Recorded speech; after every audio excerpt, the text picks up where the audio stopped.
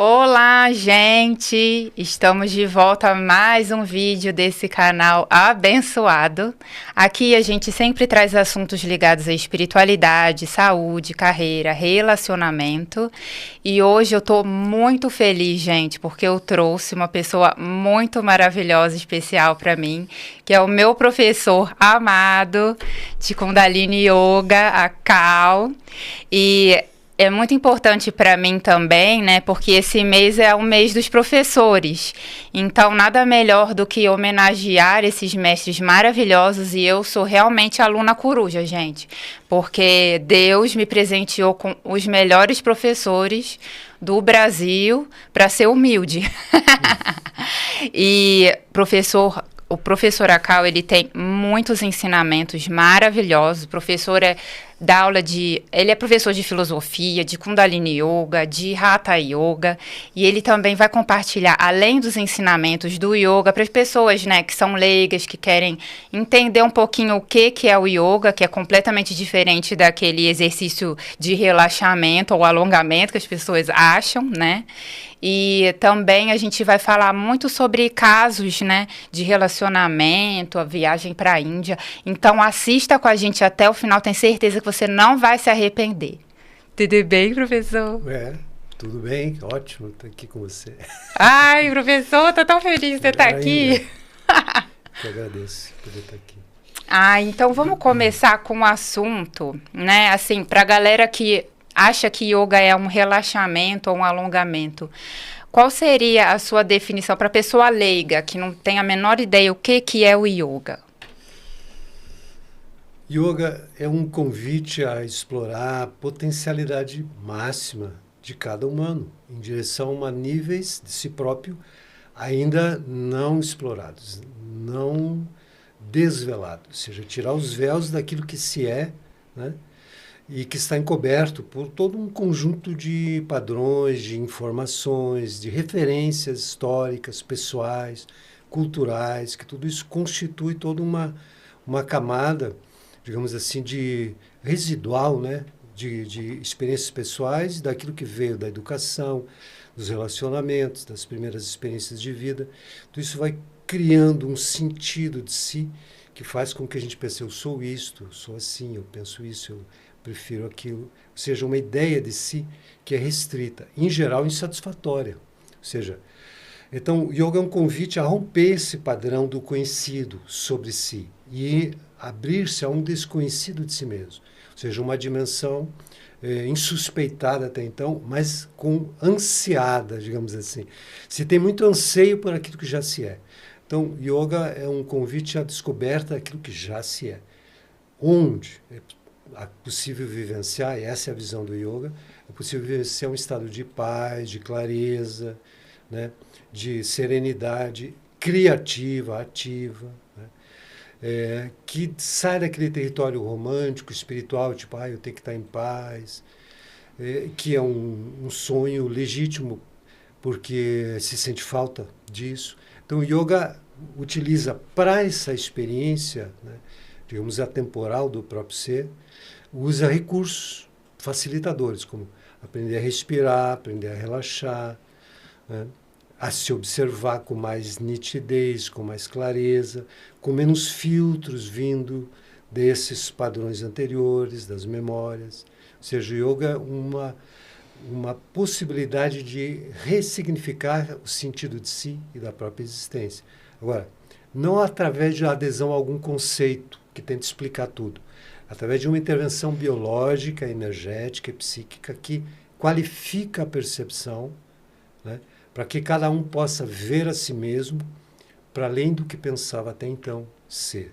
Né? Ou seja, então, resumindo, o yoga utiliza, enquanto prática, utiliza recursos que otimizam e ampliam, qualificam a percepção para um olhar mais nítido, com maior clareza sobre a vida. Né?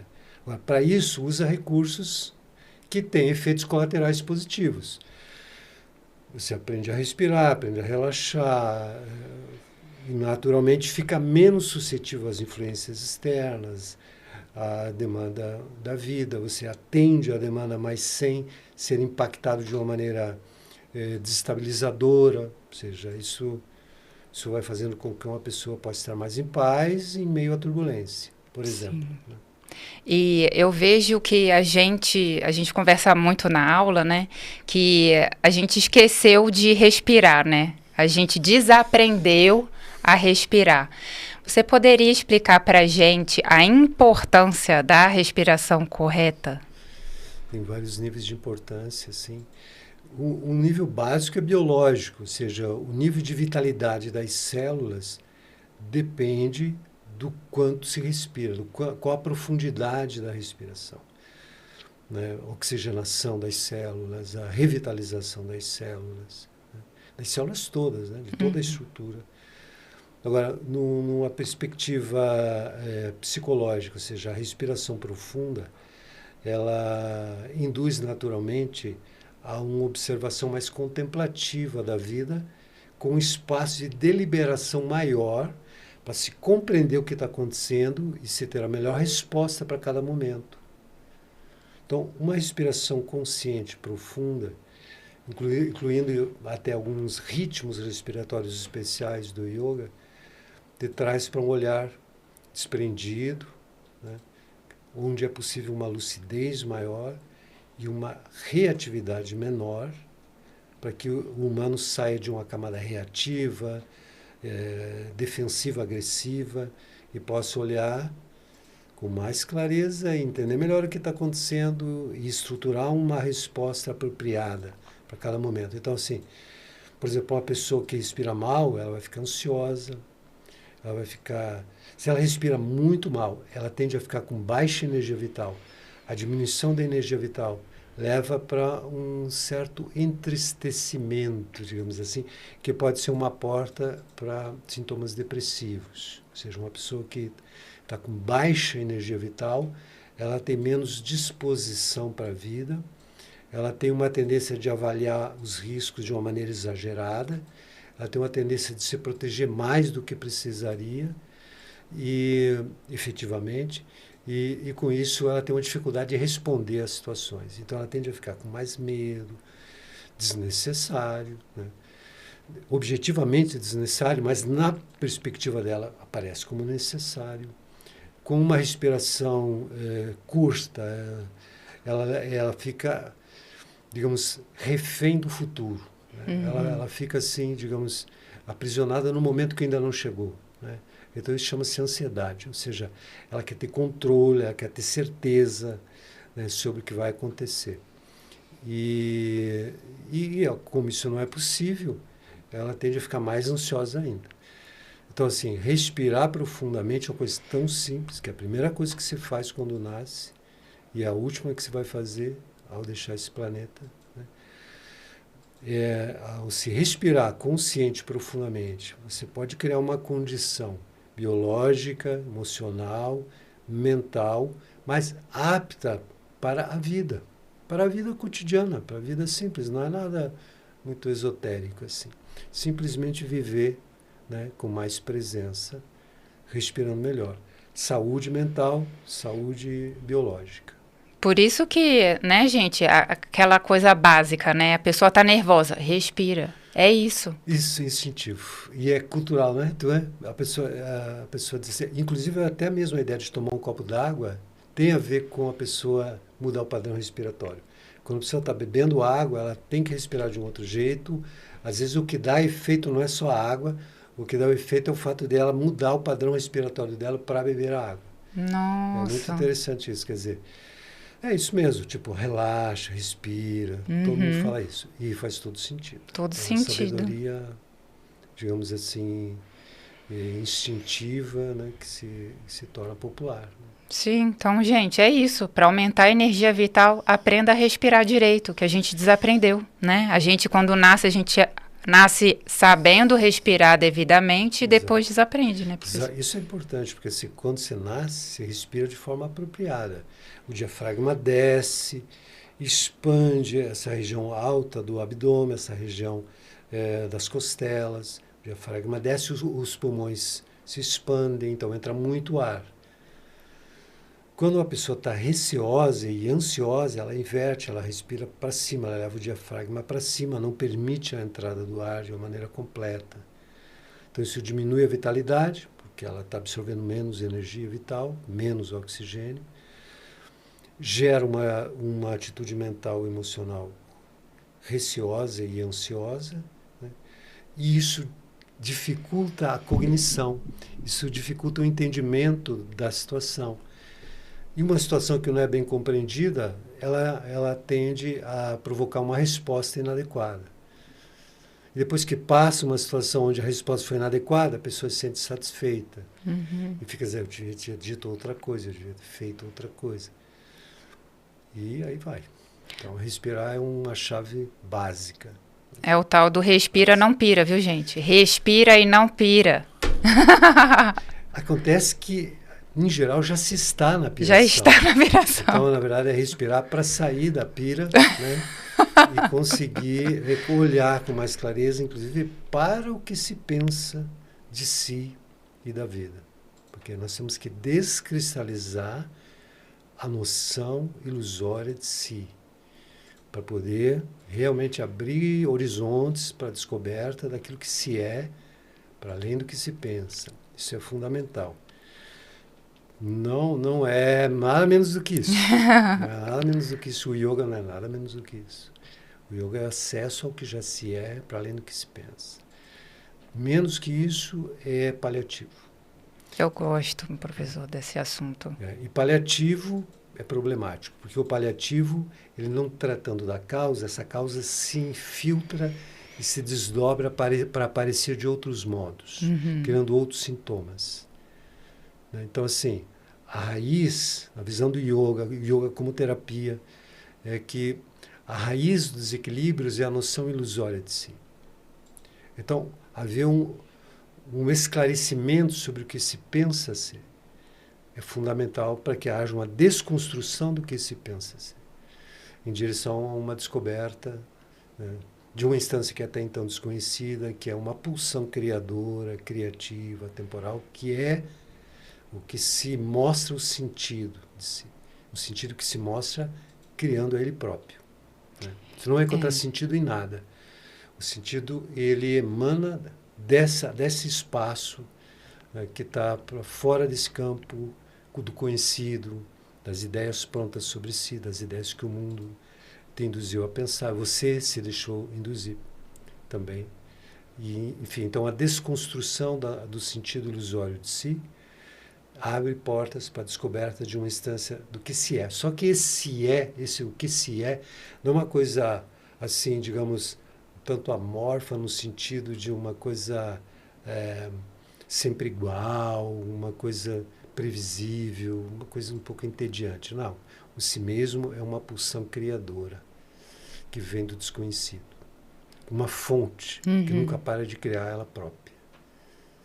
Então, quando se fala de algo espiritual, divino, não pensa numa coisa estática, um pouco tediosa, digamos assim. Não, ao contrário, é uma pulsão criadora que cria a si própria a cada momento, que se mostra na vida, nos relacionamentos, na maneira de compreender o que ocorre, né, e na maneira de responder ou de manifestar criadoramente a cada passo. A ação criadora, a vontade criadora. E para as pessoas que, assim, estão viajando, gente, ó, só uma dica também, pega um caderno, já, uma caneta, dá o pause nesse vídeo, porque vocês vão aprender muita coisa interessante aqui, tá? Para as pessoas que estão viajando, né? Por exemplo, o que causa essa visão ilusória de si, que a gente acaba tendo essa visão ilusória, né? Sim, veja, é um assunto, claro, para a gente aprofundar com bastante tempo, mas o fato é que, de certo modo, a gente pode entender que isto é a condição humana inicial, é existencial. Tipo, o humano aparece e cria sobre si mesmo uma referência baseada nas experiências, nas memórias, nas interações, desde o ventre ou antes, Ou seja, um conjunto de estímulos sensoriais que formam, sobre os quais se forma uma imagem, uma ideia, uma tendência de agir a partir dessas imagens e ideias provenientes de fora, ou seja, das interações com os outros corpos, com a vida de modo geral. Então, essa dinâmica de memórias proveniente das experiências anteriores vai forjando uma noção de si, vai construindo uma noção de si que é histórico-temporal, é empírica. Ela decorre das interações. E isso tende a ocorrer, né? Uhum. Só que aí é uma cristalização de algo que é fluxo. Não tem nada fixo aí. Cada instante estímulos chegam, formam-se imagens a respeito dos estímulos, formam-se ideias a respeito das imagens, formam-se tendências de agir a partir das ideias. Essas ideias se expressam na ação, geram comportamentos, portanto, geram novas impressões, novas imagens, novas ideias que vão se modificando e tendências de agir. Então, essa dinâmica, ela é sempre diferente, é sempre um fluxo, uma impermanência completa, a todo instante. É sempre diferente do que foi antes. Uhum. Então, em algo que é fluxo, não há nada que seja algo que se possa chamar de identidade. Não há nada fixo, só tem fluxo. Uhum. Se não há nada fixo, não há eu aí. Só um fluir. A noção de eu onde não há é a raiz da ignorância, ou já é a expressão da ignorância. Então, a ideia de si forjada na ignorância, que é uma ilusão de ótica, é um erro cognitivo básico humano, que podemos dizer que é decorrente do campo psíquico planetário, podemos dizer que é decorrente da estrutura psíquica humana, que num primeiro momento é levada para essa noção, né? Assim como se coloca uma vara dentro de uma piscina, ela parece que ficou torta, mas ela não está torta, mas é uma ilusão de ótica. Então, o campo psíquico ele induz a um erro cognitivo, que é supor que tem algo fixo onde não tem. Uhum. Só tem fluxo. Esse algo fixo ele não se sustenta, porque ele não existe. E ele tenta se sustentar através de uma rede de apoio, de apegos, aversões, compensações e circunstâncias que reforcem a ideia de si. Então, há uma demanda de asseguramento de si. Constantemente há uma busca de asseguramento, através de todas as estratégias possíveis. Uma busca de asseguramento para o que se pensa ser. E um receio de ser nada, ou de nada ser. Gente, por causa do receio de ser nada, a gente cria vários véus e essa ilusão. O mais interessante é que aquele que cria é o que vai desaparecer. Não tem um agente que cria, porque esse mesmo que cria, ele próprio não existe como tal. Ou seja, há um fluxo, é a condição humana que induz uma circunstância cognitiva que interpreta como se houvesse algo ali quando não há. Então, decorre da estrutura da própria forma, dentro da circunstância humana atual, coisa que pode mudar daqui a algum tempo aí à frente, né?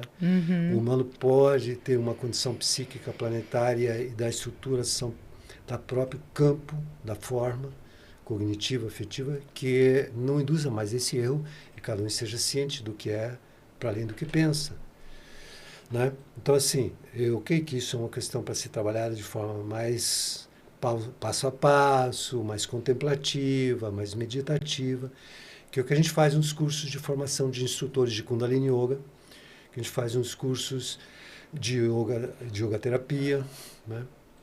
Ou até nos cursos de Sarva Hatha Yoga, que é um outro tipo de trabalho que também costumo fazer. Ou nos cursos de filosofias da Índia, que costumo dar também. Enfim, quando tem tempo para explorar esses assuntos, né?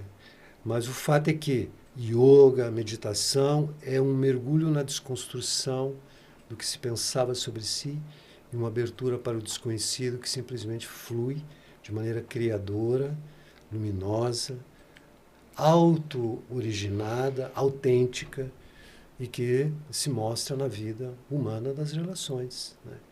Yoga é a possibilidade de dar conta da questão que é o eu. Existe de fato um eu, ou isso que se tem como sentido de si é essa construção histórico-temporal, né, que está se evidenciando como inconsistente no nosso tempo. Uma grande crise de identidade no momento atual, né, uma busca absurda por identidade, que desemboca numa espécie de culto do sentido de identidade, que leva a uma série de deformações sociológicas e psicológicas, né, que leva para uma espécie de desespero por um sentido de identidade vinda de fora, né, porque está sendo desconstruída a noção ilusória de si nesse tempo. Um movimento de desconstrução por um aumento da frequência planetária, a desconstrução do estabelecido. Então, a gente está vivendo a desconstrução do estabelecido a partir da cristalização. Vejam bem, estabelecido a partir da cristalização. Gente, tudo que foi estabelecido a partir da cristalização é engano. E esse tempo, com a velocidade da frequência, está varrendo tudo. Isso é o fim de um velho mundo baseado em cristalizações. E a possibilidade de um outro mundo baseado numa potência criadora transbordante, né? Agora, a questão aí é que o fim do mundo, que é o fim desse velho modo de ser, de pensar a vida, ele implica a desconstrução do que cada um pensa ser. Portanto, é a desconstrução do sentido habitual de identidade. Isso gera uma crise existencial, gera crises emocionais, gera patologias, psicopatologias das mais variadas. Gera principalmente quem não se joga na correnteza da desconstrução. E está tentando olhar pelo retrovisor e tentar se agarrar em alguma coisa. Só que não tem onde se agarrar. O melhor que você pode fazer é sumir. Quanto antes desaparecer, melhor. Entendeu? Isso me faz lembrar dos gregos. Tinha uma história, uma versão dessa história, que havia um cara chamado Sileno, que dizem que era filho dos deuses e dos humanos. E todos queriam fazer uma pergunta para ele. E ele não queria saber de pergunta dos humanos. Ele sempre escapava. Um dia cercaram ele e fizeram a pergunta para ele. Agora você vai ter que responder. A pergunta que eles fizeram foi: o que de melhor poderia acontecer com o ser humano? Algo nessa direção. A pergunta foi. Ele balbuciou assim e falou: pobres humanos que fazem pergunta para a qual não estão preparados para escutar a resposta. Daí ele falou: o melhor que poderia acontecer já não aconteceu, que era não ter nascido. Mas já que nasceu, que morra o quanto antes. Ai, gente. Mas eles entendem o sentido disso? Olhando essa coisa numa perspectiva, digamos assim, entre aspas, né, das tradições, não ter nascido significa que, numa visão iógica, esse ser está numa dimensão luminosa e auto-originada que ele não precisaria encarnar, a visão indiana, né? Mas já que está aqui, ou seja, já não aconteceu isso, portanto está aqui, que morra o quanto antes o sentido ilusório de si, não o corpo físico, porque isso não resolve muita coisa. Sim. Você deixar o corpo físico significa quase nada, porque você pensa ser, pode continuar mesmo sem corpo físico. Por isso que a gente fala muito na aula, né, que a gente precisa aprender a morrer antes de morrer. Exatamente, isso foi falado pelo profeta Muhammad. Preciso morrer antes de morrer. Morrer o sentido ilusório de si. Yoga é um caminho para o morrer, antes de morrer. Por isso a gente pode dizer que yoga é um caminho trágico. Porque é preciso morrer o sentido individual de um eu ilusório para uma imersão, para o surgimento de um todo que já é, para além da forma, mas que pode se expressar através da forma. Gente, então é isso. É só para tentar, né, resumir um pouquinho, né, que o professor falou, essa questão, né, que a gente fala muito no yoga da ilusão, né, de si próprio, né, dessa ilusão da visão que a gente tem de nós mesmos. Então, essa ilusão vem de traumas, de situações, de hábitos da nossa família, da nossa ancestralidade, padrões que a gente vai repetindo. E entender que aquele eu não sou de fato eu, né, professor? Porque assim, a questão a visão terapêutica do yoga é que o yoga não é uma terapia no sentido paliativo. Vejam só, terapia vem do grego, significa restabelecer a saúde, procedimentos para restabelecer a saúde. E não cura de doenças. O que é a saúde? Uhum. Na origem etimológica da palavra saúde, mais ancestral é ser inteiro, ser completo, ser inteiro. O que é o inteiro do humano? O inteiro do humano, na visão yoga, inclui o sentido originário de si, inclui uma dimensão atemporal, a dimensão do sagrado, a dimensão do ser. A dimensão da alma, se quiser chamar, no sentido mais autêntico da palavra.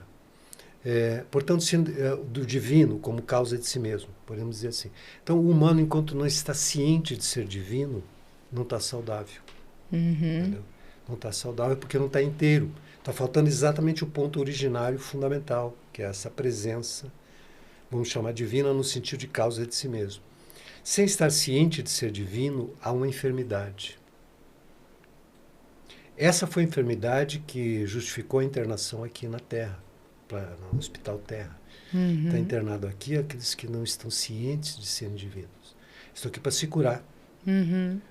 Ao se curar, você tem alta do hospital. Você pode continuar como enfermeiro, ou pode simplesmente sair. E pode voltar se quiser, mas você está livre. Entendeu? Pode vir visitar também. Mas assim, o fato é esse, quer dizer, a visão terapêutica, portanto, não é que um eu vai ficar mais saudável. A visão terapêutica do yoga é a desconstrução da noção ilusória de si e o surgimento daquilo que é essa fonte auto-originada. Quando o sentido de si é essa presença auto-originada, então há saúde. É isso, gente. Não é praticar o yoga para ficar, para curar a depressão ou ansiedade. Não é para curar nada, é para...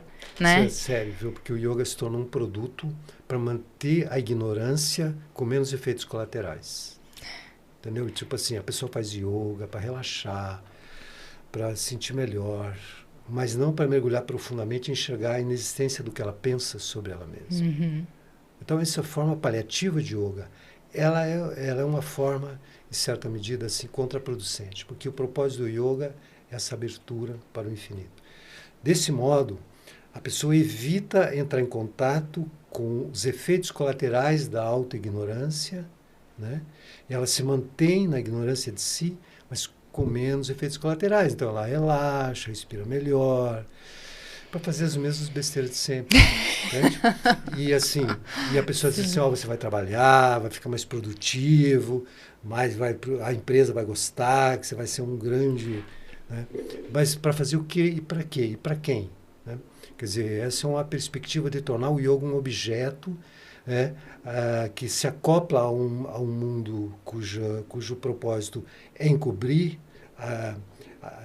todo tipo de, digamos assim, de perturbação e de descontentamento, né, decorrente do fato de que não se está incluindo o próprio ser que se está simplesmente num fazer compensatório para encobrir a falta de si. A ausência do ser no mundo que simplesmente quer o tempo todo produzir para ocupar o lugar, para preencher essa falta de si.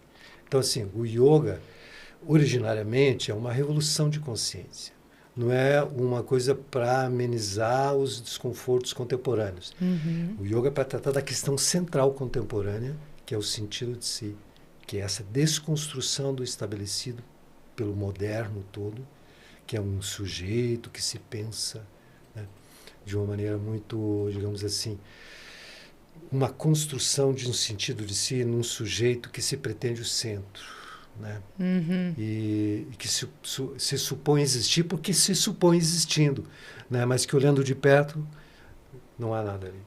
Né? Professor, então assim, só para ficar mais claro, não existe a possibilidade da pessoa ser verdadeiramente feliz enquanto ela não se enxerga como divino. Temos que entender divino no sentido de causa de si mesmo, não no sentido, digamos assim, pseudo-religioso, né? No sentido exterior, formalista da palavra.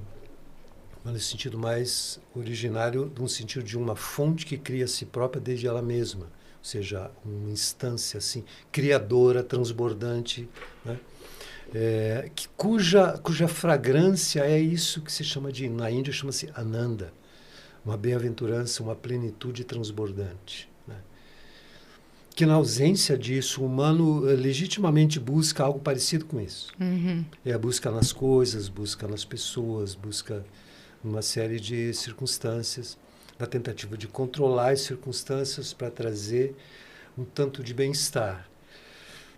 Em última instância, toda vez que se procura um certo grau de bem-estar, o que é legítimo, como diz, é legítimo porque está na raiz do próprio ser uma bem-aventurança, uma plenitude transbordante, um bem-estar transbordante. Mas se pega uma coisa tão precária, baseada em pequenos contatos com circunstâncias que trazem um estímulo de bem-estar, é tão precário porque a cada instante isso está desaparecendo de novo e a ansiedade volta e o controle e a tentativa de manter aquele objeto de satisfação ali disponível gera posse. Quando você tem a posse de alguma coisa porque aquilo pareceu importante para suprir uma falta. Né? Essa posse ela leva ao medo de que aquilo não esteja ali no momento seguinte. Né? Ela cria um pacote de outras perturbações psicológicas, né? Que é o fato de que, se aquilo que está te trazendo preenchimento é ao vivo, você não tem nenhuma garantia que ele estará ali no momento seguinte. Nem pessoas, nem circunstâncias histórico, político, econômicas, tudo pode mudar. Nem mesmo a sua casa, a água pode levar, a terra pode tremer, tudo pode desaparecer. Inclusive o que você pensa ser. Então, estar numa abertura para o que vier é ser guerreiro. É estar na abertura, porque aquilo que se é transborda desde uma fonte que não acaba. Isso é o que se chama de atemporal, né, ahistórico, imortal. Mas não é um conceito, é uma vivência. Né? Não é um conceito. O conceito é sempre uma construção e, ok, ele é interessante na medida que ele te inspira para um desconhecido, mas ele restringe na medida em que ele coloca um teto baixo para as possibilidades humanas. Mas é inevitável que se tenha, né, ideias e conceitos. Mas a vivência que o yoga pretende trazer vai além das ideias e conceitos. Professor, eu queria te perguntar não, né? Pedir para você falar um pouquinho para a gente também, porque eu gosto tanto daquele exemplo que você dá sobre as janelas, né? De limpar as janelas para deixar a luz entrar. Você poderia explicar um pouquinho esse conceito? Gente, então, essa visão, ela decorre de uma concepção psicológica do Kundalini Yoga, né, sobre o ser humano. Uma ideia de consciência.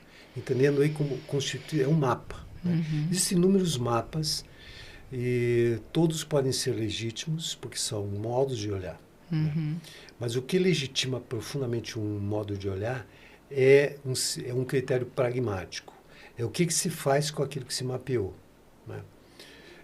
Olhando para a questão desse mapa e depois fazendo alguma referência sobre a parte pragmática.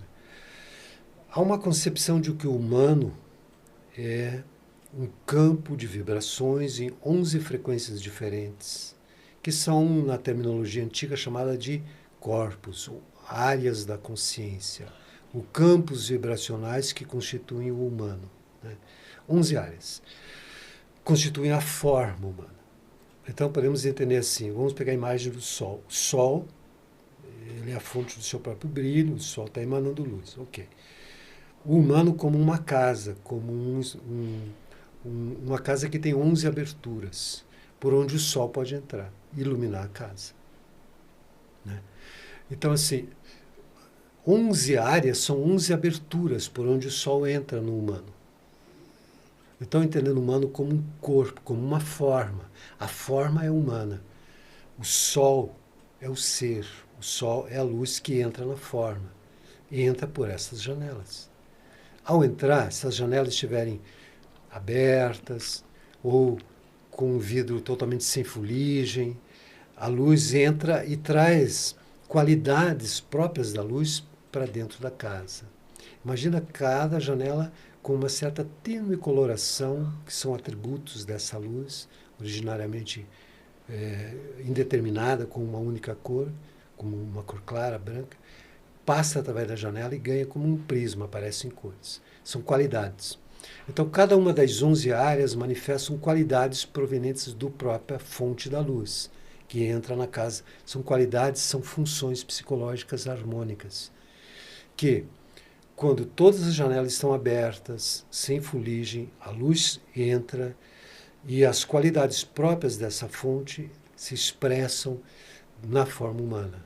Então, o humano, uma vez que está com todas as áreas desenvolvidas, as áreas da consciência desenvolvidas, desenvolver, no nosso caso aqui, é tirar tudo que envolve, tirar tudo aquilo que encobre a passagem radiante da luz. Né? Então, significa que desenvolver, nesse caso, é tirar o que envolve para que a luz entre. Se todas as 11 áreas estiverem desenvolvidas, as qualidades divinas, os atributos divinos, as manifestações psicológicas absolutamente saudáveis e fortes e capazes, que são força, virtude, virtudes divinas, força do divino, né, do desconhecido na forma humana. Então, o humano vive na sua potência máxima psicológica, criadora, transbordante, com força. Força, quer dizer, com virtude, com capacidade de agir e dar conta do que aparece, responder bem. O humano tem essa possibilidade. O que dá para fazer é entender quais são as áreas em cada pessoa, quais são as janelas mais abertas e com fuligem. Identificar, é possível identificar isso. Quais as janelas que tem mais fuligem em cada pessoa. Para entender como é que o trabalho do yoga, com o trabalho respiratório, posturas, mantras, mudras, bandas, todo o arsenal, digamos assim, de recursos que o yoga, especialmente o Kundalini Yoga, traz, como forma de intervir e limpar as janelas, para que a luz entre. E, mais importante no yoga, é individual. Ou seja, não é um yoga genérico para todo mundo. O yoga sempre foi nos 5.000 anos de história, se você quiser, considerando a tradição oral, o yoga sempre teve uma instância pessoa a pessoa e teve uma instância mais aberta, mais pública. Nessa instância pessoa a pessoa é que se passa a orientação adequada a cada um, a partir de um diagnóstico individual. Isso faz toda a diferença. Uhum. Sem isso, o yoga fica no terreno paliativo, realmente. Raramente vai mais do que isso. Então, veja bem, saber identificar, e o que é o pragmático que eu me referi? É saber o que fazer a partir do diagnóstico.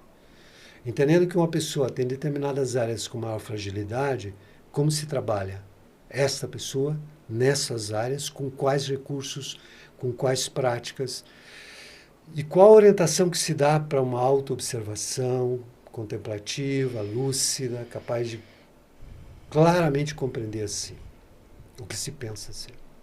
Tudo isso é parte do trabalho. Então, assim, o humano, nessa perspectiva, o humano é a forma, o ser é divino. Ou seja, o ser é o sol. A forma é onde o sol aparece. O humano é a possibilidade do divino pisar na terra. A forma humana é a possibilidade do divino pisar na terra. Ciente de ser divino dentro daquilo que emanou dele próprio. Essa é a grande síntese. O divino, a forma humana. Então, o divino quer ser humano.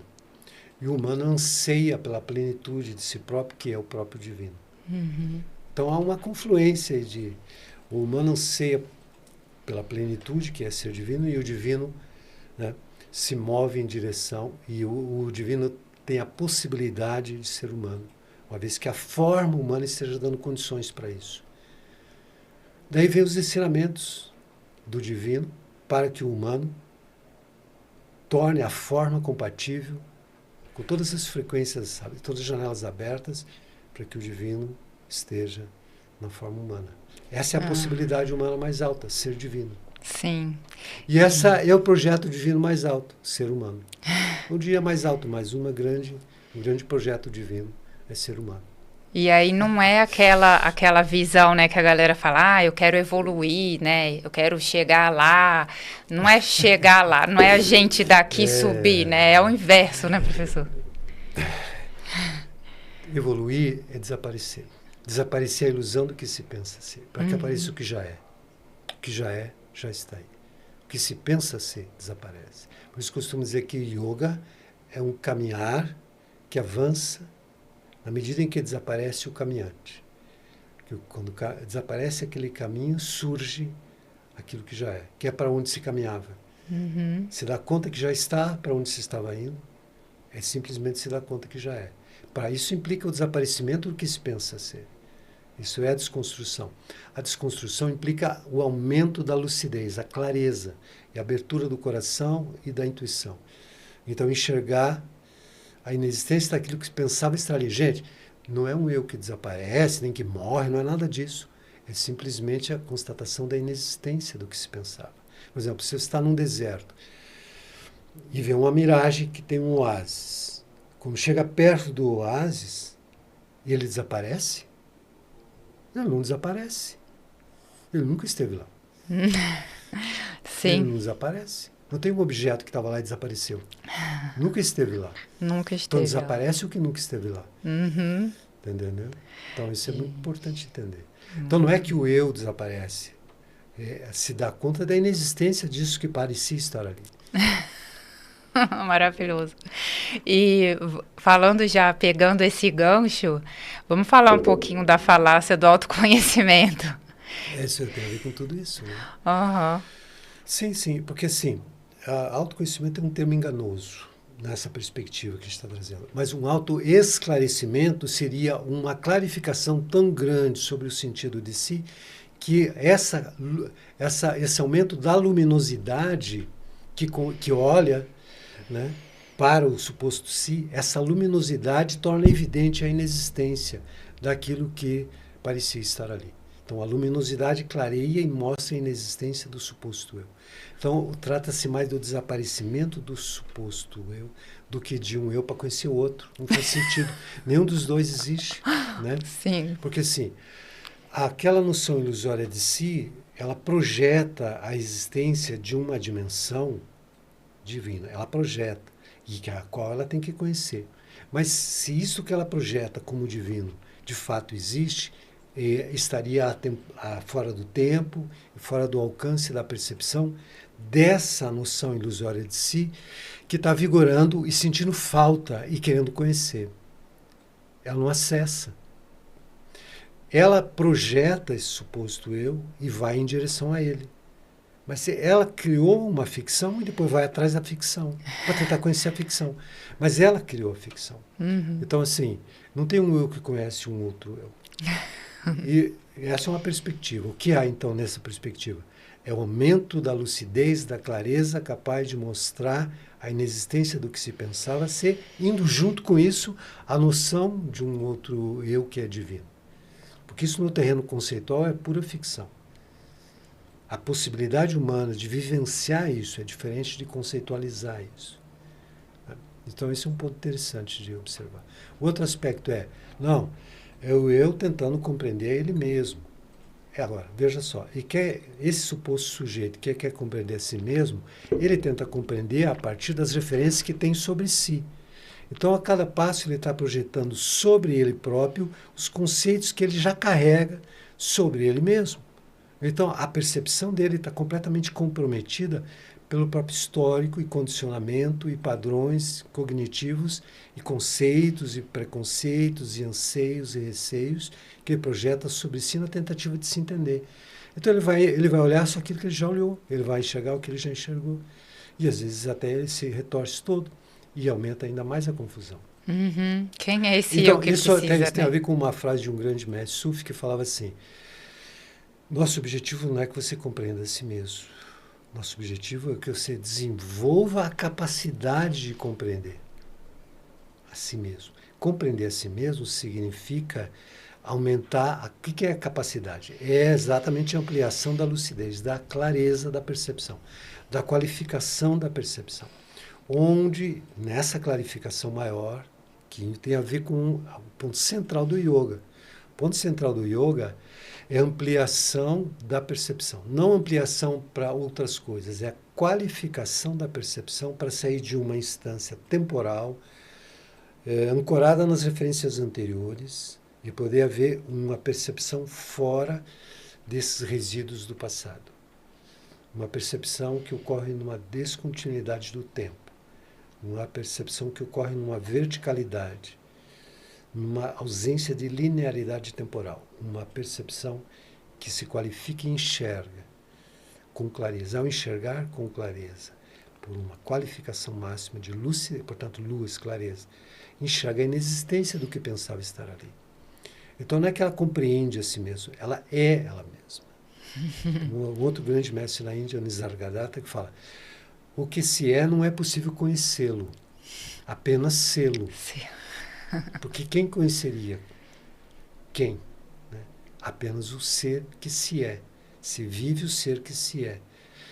Então, o autoconhecimento cria uma duplicidade de sentido de si, que é ilusória. Então, se a gente conseguir compreender que o trabalho é muito mais de esclarecimento sobre o que se pensa ser, e que o máximo esclarecimento, não é a constatação da inexistência daquilo que era objeto de conhecimento. Então, se o autoconhecimento possa fazer algum sentido, tentando recuperar a palavra, seria assim: criar uma lucidez tão ampla e tão grande, uma clareza tão grande de percepção, onde desaparece aquilo que se supunha que seria conhecido. Ou seja, se fica claro a inexistência do próprio objeto do conhecimento. Se fica claro, portanto, o sentido de si, o ser que se é. Ele simplesmente é. Ele não conhece, ele é. Uhum. Não tem alguém ali dentro para conhecer. Ele só é. Só é. O conhecer é implícito ao ser. Uhum. Né? Mas quando você tem uma noção duplicada ou quadruplicada, ou, enfim, são construções conceituais sobre o si, sobre o ser. Né? Uhum. Então, assim, essa é uma maneira de olhar. Tem várias maneiras de olhar, são possíveis. Agora, o mais importante não é a maneira de articular em palavras. Para o yoga, o mais importante é uma intervenção biológica, energética, com respiração, vibracional, com mantras, né? com recitações, com uma série de recursos que realmente ampliam a qualidade do aparato psíquico humano, ampliam a percepção de tal modo que há uma vivência direta disso, sobre o qual se fala. Conceitualizar é inevitável, já que se é humano, tende a se falar, a linguagem aparece, mas o yoga é uma vivência de algo sobre o que a linguagem se refere. Né? O yoga enquanto mantra e o mantra enquanto frequência de palavras, ele é a própria presença daquilo sobre o que se pode conhecer, sobre o próprio ser, sobre aquilo que se é. Então o mantra é uma maneira de intervir, trazendo uma frequência muito alta, intervir sobre a estrutura psíquica humana, contribuindo para ampliar a percepção, para que se possa ocorrer a percepção do que se é, para além do conhecer, o ser, para além do conhecer, o vibrar aquilo que o mantra significa, né? Ser aquilo que o mantra significa como linguagem. Né? A linguagem é o que ela diz. Simplesmente é. E o que ela diz refere ao ser. Então, a linguagem é o próprio ser, aparecendo em forma de palavra. Essa abertura, né, essa completa abertura ao ser e à linguagem, ela permite uma vivência da temporalidade, né, que se expressa na temporalidade, que nos trata de um mundo avoado por aí, tá entendendo? Não dá para jogar essa conversa num plano do abstrato, do viajandão, pseudo-místico. Não. A atemporalidade ela se expressa na temporalidade, mas ela é transbordante e criadora. E cada momento ela se mostra de um outro modo. Ela é uma atemporalidade tediosa, sempre igual. Ela é uma atemporalidade criadora e vibrante. E quando aparece na temporalidade, ela aparece como uma ação criadora. Vontade criadora. E força. Força, virtude, força. Força criadora. Como afeto, ela aparece como amor, coragem, que são virtudes da alma. São qualidades, forças do infinito. Na cognição, ela aparece como clareza. E na ação ou na vontade, ela aparece como uma ação criadora. Veja só, aí você tem 3 perspectivas de yoga. Jnana Yoga, a cognição lúcida, completa. Bhakti Yoga, a conexão do coração. E Karma Yoga, a ação criadora, que transforma cada passo. E o acolhimento e a desconstrução da noção ilusória de si, Raja Yoga. Raja Yoga é o ápice de todo o yoga, mas a partir dessa dimensão é que surge a ação. A ação desde o a ação desde o infinito, Karma Yoga. A cognição desde o infinito, Jnana Yoga. A amorosidade desde o infinito, pode se chamar Bhakti Yoga, ou Preman Yoga, né? Ou, enfim, é isso. E a intervenção na estrutura completa do humano, incluindo o corpo físico e prânico, nós temos uma perspectiva integral do yoga. Que está presente no Kundalini Yoga, por exemplo, presente no Purna Yoga do Sri Aurobindo, está presente nas concepções tântricas do yoga, que trabalham com o corpo físico prânico, junto com o afetivo, com o cognitivo, com o volitivo e com a abertura para o silêncio do ser. Sim, e eu ia até também te pedir, professor, se você poderia explicar o que é Kundalini e depois dar uma percepção da diferença, né, do Kundalini Yoga para o Hatha Yoga. Sim.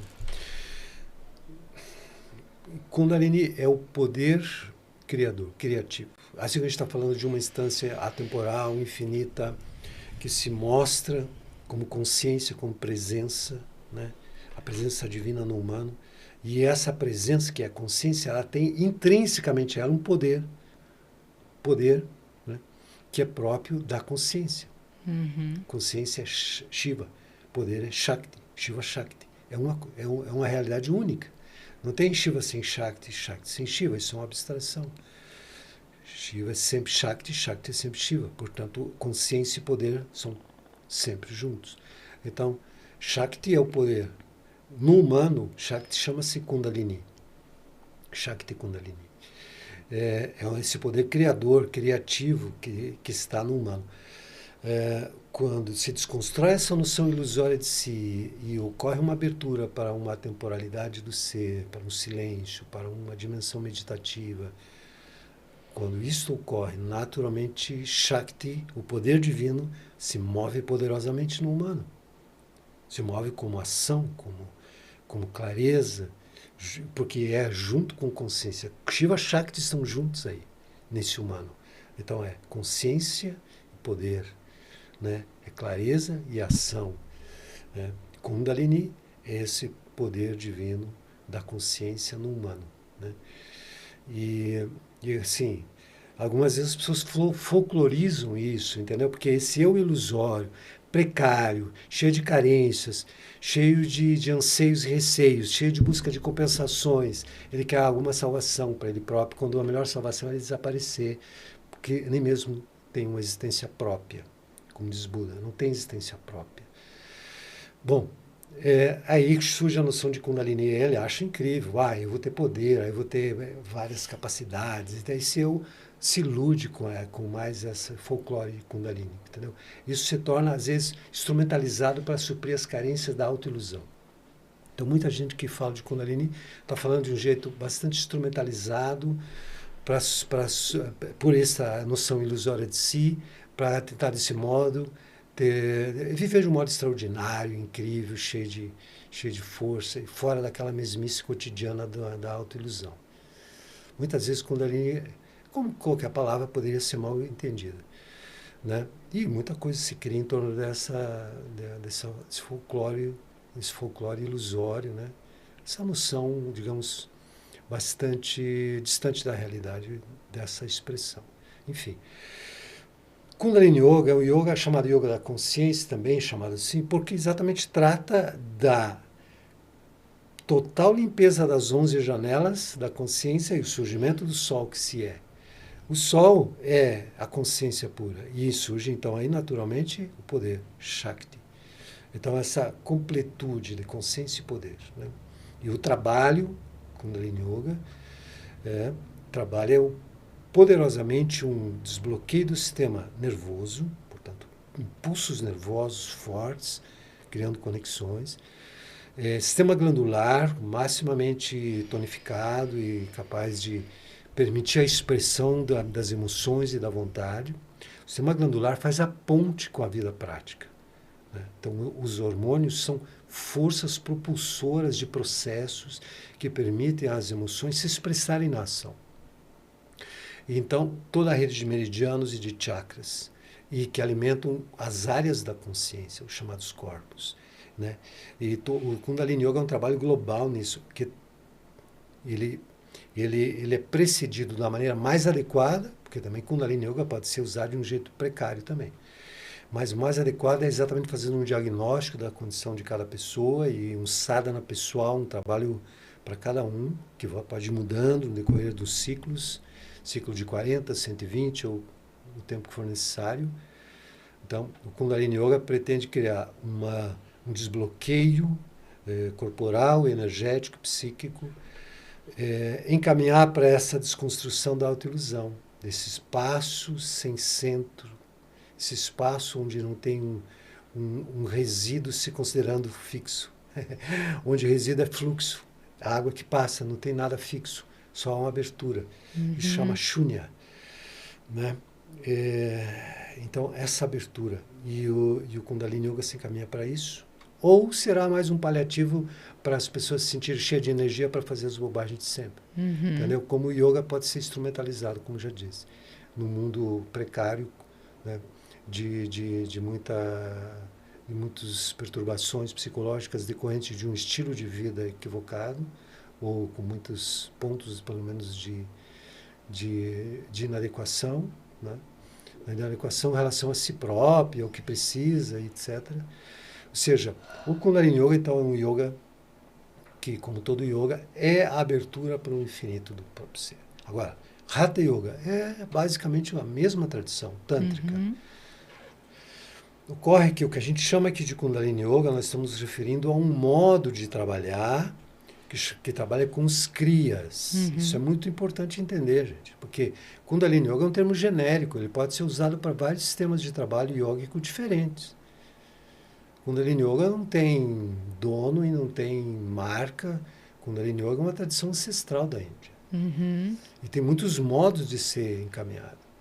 Nós estamos falando aqui dos kriyas de Kundalini, que caracterizam isso que mais atualmente, nas últimas décadas no mundo, no Ocidente se chama de Kundalini Yoga, ok, que costuma dar curso de formação, etc, etc.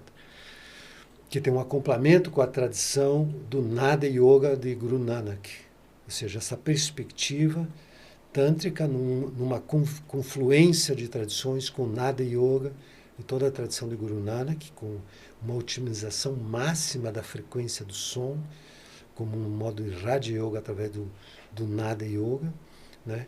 Integrado com a prática tântrica dos kriyas de Kundalini, então um sistema incrivelmente completo e poderoso, que permite ao humano viver no mundo concreto, familiar, social, e trazer o divino para dentro da vida prática, ao invés de deixar o mundo para ser divino, traz o divino para dentro do mundo. Kundalini Yoga, nessa interconexão com a tradição de Guru Nanak, é viver no mundo, né? É um yoga de chegar no mundo, não de sair do mundo para ser espiritual, é de chegar e trazer o espiritual para dentro do mundo. E não importa onde você estiver, não tem mimimi. Tipo assim, é muita poluição, é muito barulho, é muita buzina, é a sociedade, não sei o quê. Nada. A ideia é que você tenha força para lidar com a vida tal como ela se apresenta. Você não tem controle sobre o que acontece, mas é possível qualificar a si próprio para viver seja o que for que aconteça. Essa é a visão, né? Então, assim, esse trabalho de kriyas de Kundalini é algo muito especial, porque cria uma categoria de prática yoga. Cria uma categoria de prática yoga tântrica, né? Que usa bandas, usa asana, usa pranayama, usa visualizações, usa mudras, os mantras, etc, etc. Mas é uma conjunção de práticas num único exercício. Então, é uma categoria especial, né, que constitui o Kriya Yoga, constitui diferentes outras tradições que usam Kriyas, essa categoria, né? Existem os Kriyas de Kundalini, que caracterizam esse trabalho, que normalmente se chama hoje de Kundalini Yoga. Na Índia tem outros sistemas de Kundalini Yoga que não trabalham com os kriyas de Kundalini, né? Mas no nosso caso estamos falando dos kriyas de Kundalini. Agora, o Hatha Yoga, Hatha, Sol e Lua. Quando o Sol e a Lua se unem, o que flui? Flui um. Quando dois se juntam, se conectam, se acoplam, o dois gera uma frequência tão única e tão abrangente que entra em ressonância com um.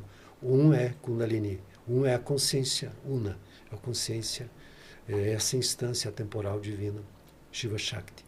Então veja bem, Prana e Apana. Prana está no tórax, Apana no baixo ventre. Unir os dois, unir Prana e Apana. Ha é o Sol, Ta é a Lua. É uma maneira de olhar para essas sílabas. Unir o Sol e a Lua. Inspira, segura o ar, faz Mula Bandha, só para a gente entender que tem uma parte prática nisso. Né? Então, unir o Sol e a Lua permite a fluidez do Um. Um é Kundalini. Então, essencialmente, o propósito é o mesmo. Tem muitos sistemas de trabalho diferentes do Hatha, mas essencialmente o propósito é Yoga.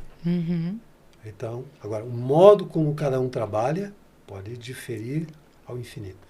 Os sistemas de trabalho podem ser diferentes. E aí cada pessoa vai ter que contar com a sua intuição para encontrar o lugar mais apropriado, onde ela vai encontrar algo que pode fazer diferença positiva na vida dela.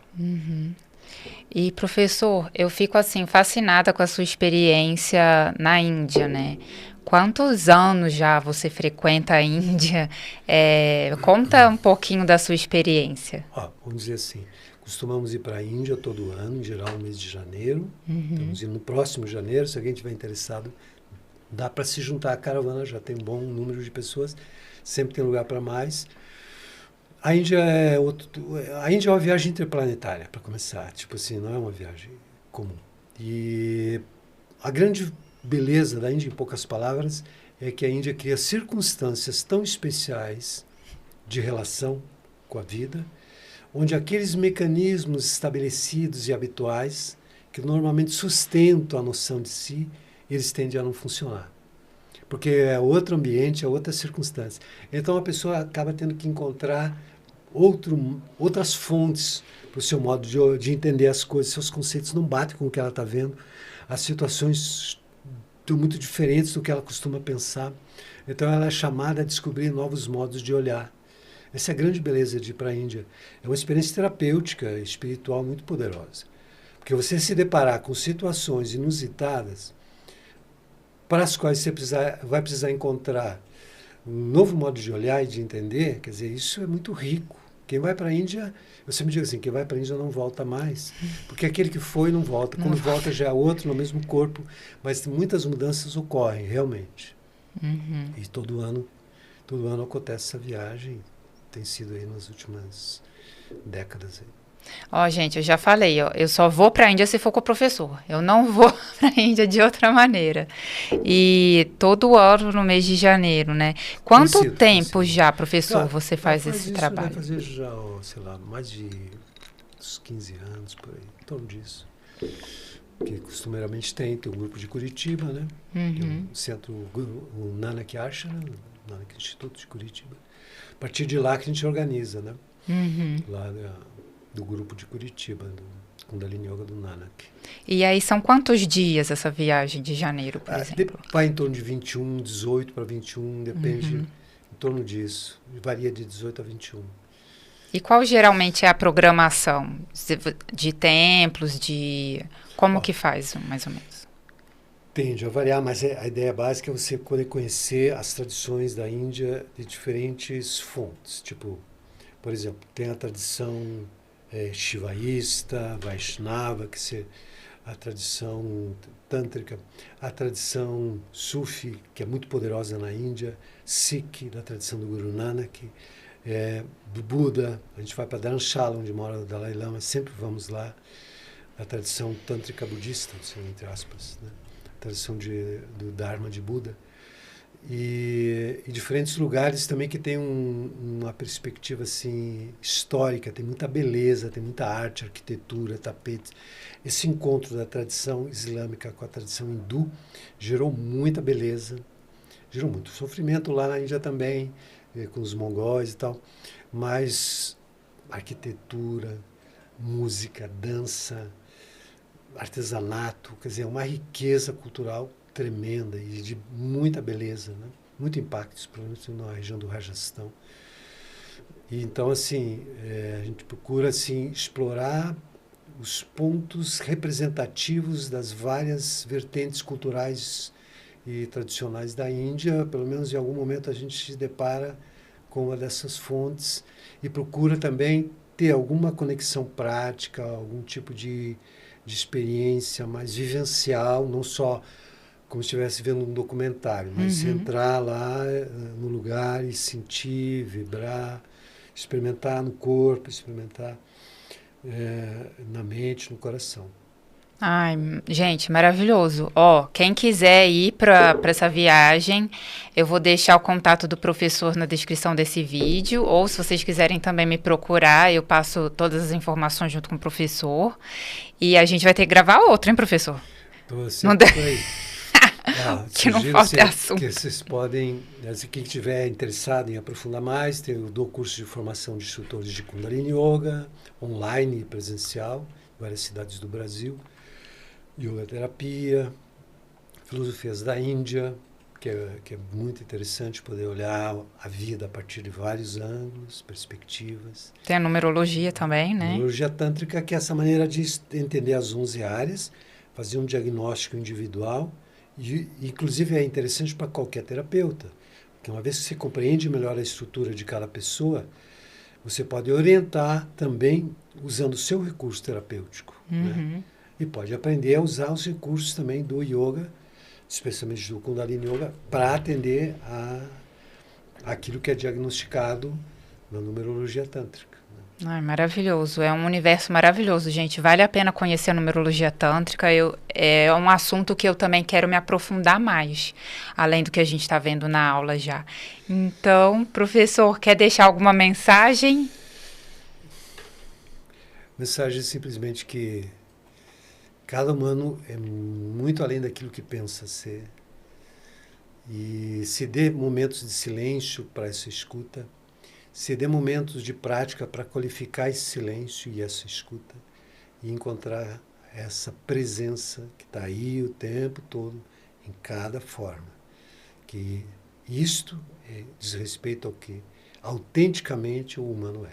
E cada um é. Então, se dá tempo para encontrar isso que já é no coração, na mente, poder viver nessa inspiração direta, que é possível para todos. Ai, que lindo, gente. Ai, professor, muito obrigada, o Arregorô. Que prazer ter você aqui no canal.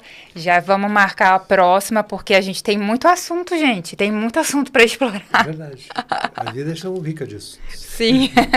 Então, a gente vai ter um encontro número 2 em breve.